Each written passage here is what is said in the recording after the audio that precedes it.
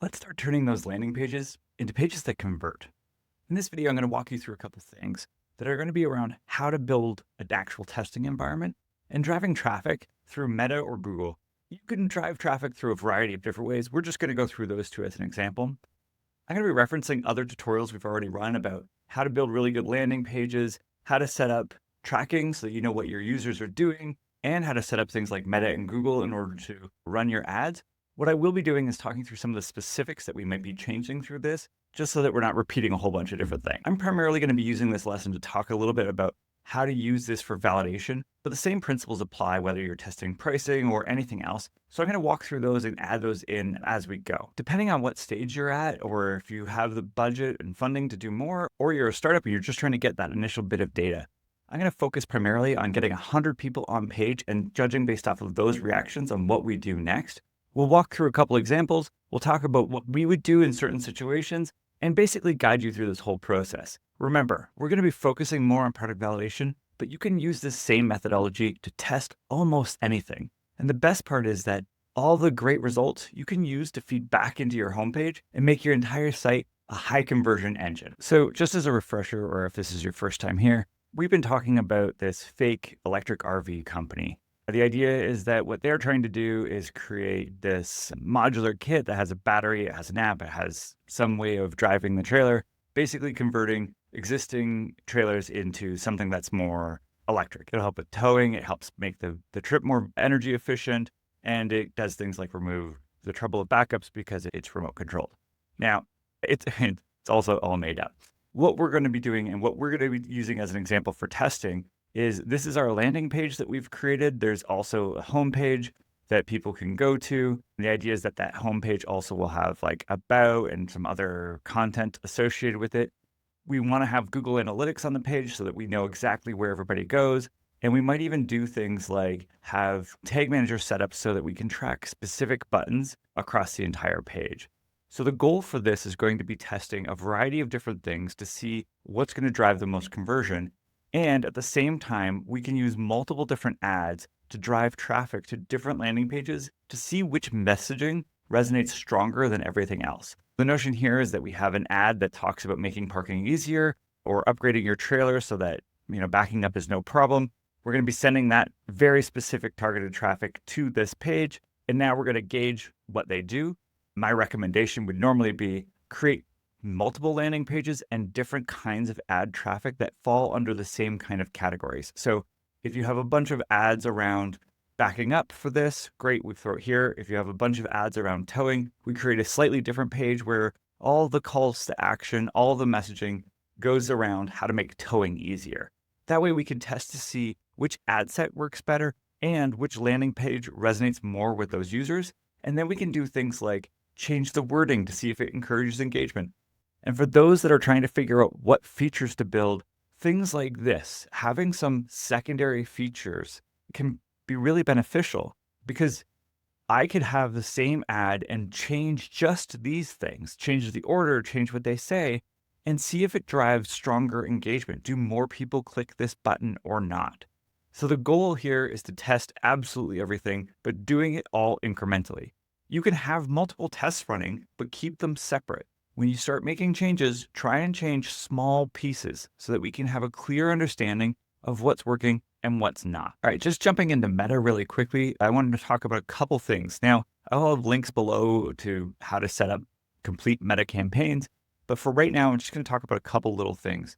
Depending on where you are when you're building landing pages, my recommendation is either to use traffic if you don't have sales set up, if you're just looking to track, learn more, things like that, or you can go down to the sales. This is great. If you're using a Shopify store, it will tell you how many people added to cart. It'll walk through that whole flow. Or if you're using WooCommerce on WordPress, it allows you to track all of the specific details. If you're using a different solution, you can still set up specific conversion goals. Again, I'll put some links on how to do that below. But if you're creating something new or you're using a different kind of platform, you may have to go into the Meta data sources and set up conversion events manually. It's not that hard, but it's just an extra step that you may have to consider. For what we're doing today, I'm going to build just a traffic campaign because I don't have any specific call to action that's going to lead to sales. But if you are actively selling and you're doing landing pages, click on the sales one, make sure it's set up properly so you can track those conversions. And that way you can optimize for your sales. And the same kind of rules apply when you're moving into Google. Now, what this really does is it helps you define which conversion goals you're going to set up. We'll have another course on how to set those conversion goals up. But for the time being, again, if you're just doing something simple, most of the base Google Analytics will allow you to do traffic. If you're looking for something else and you're trying to do sales, make sure you have those conversion metrics set up in Google Ads. That way, when you pick one of these, it will automatically pick the right conversion goals. Again, for what I'm going to do for this example, we're going to just do website traffic. Just jumping back into the meta side of things, we have a whole lesson on how to set this up, how to set your audience, how to define a target, all those kind of things. But I'll put a link below so that you can get back to that course. Just want to call out a couple specific things. So when I'm creating this, I'm going to drive traffic to my landing page. But for a display link, because I may call these landing pages something more specific, something that's more memorable to me, I might actually just remove that from a display link perspective. But that's one thing that you can do to set it up so that your ads are more effective. And then the other thing I really want to make sure that you're doing is when you're down here, make sure you add URL parameters. You can just use their simple setup thing here. They have some default parameters like site source name. I might want to change the campaign medium so that it's something that's recognizable for me. The nice thing with site source name is that it'll allow for Facebook or Instagram to place their own content in there. But I might want to put something in here like PPC, which stands for pay per click, just so that I know how to filter that information out. And the nice thing is that if I make it the same here or on Google, if I'm running campaigns from both, I can track what's happening on my overall process by keeping the same medium. And then I can filter the traffic out specifically by Facebook or Instagram or Google while I'm sifting through the data on the Google side. So I'm just going to hit apply. And what that does is it automatically creates my UTM parameters down here, which it will append to the link. So now when people click it, unless they have some privacy settings turned on, for the most part, I can now track that and see what happens on the other side. And the last thing I'm going to talk about on the meta side is when I'm setting up a new campaign, specifically to test a landing page, I might have multiple campaigns, but within my ad set, I might want to set a rule to restrict how many people are going to actually be engaging with it so that it turns off and I have relatively consistent data. So I'm going to select under ad sets, I'm going to select my ad set. I'm going to go more and I'm going to say create a new rule. I'm going to create a custom rule. I'm going to call it turn off at 100. I want to make sure that there's 100 people who hit the page effectively. I'm going to set it to the whole ad set. So even if I have multiple campaigns, I can run it so that it will turn off the entire ad set once I've hit a specific number. And so what I'm going to do is make it so that one click will send somebody to the site. So I want to restrict it to 100. So I'm going to say 100 unique clicks so that if somebody clicks it twice, it doesn't count. And I'm just going to set this so that it should turn off at 100. So what it just does basically says is that I'm going to set a rule so that this entire ad set turns off once my clicks go over 100. And I can run this in conjunction with other ads and everything should have approximately the same amount so that we're comparing everything equally. And now I'm just going to hit create. Just jumping back to Google, I'm going to basically do the same kind of thing. So when I'm setting up my campaign, I'm going to have my landing page. I can set this up so that it's related to the ad that I have. Because this one is supposed to be about backing up made easy, it could be, remote and then backup or something to that effect. I'm going to go in and I'm going to add all the things that I want through this. But again, the very last thing I want to make sure I do is for my URL options, I want to go down and create a tracking template. What I'm going to do here is very similar to what I did on the Meta platform, but instead, because they don't have an automatic builder here, I'll put a link to this one below, but it is a Google campaign builder. I've just put in my website URL, which is electricrv.ca/landing page. And down here, it's created a set of parameters for me that I can just copy. So I'm just going to paste this down here. And what this does is it just basically tells me that it's Google and it gives me a medium that I can leverage. And now this traffic, again, I can sort and filter once it gets there. And so the last thing I'm going to do is I'm just going to show you what we're doing for our landing page. Again, we kind of talked about how we're trying to track specific engagement and actions. So I might not have a product built. In this case, it's totally made up product, but I can still use my ads to drive traffic. I can now track who's showing up and what they're doing.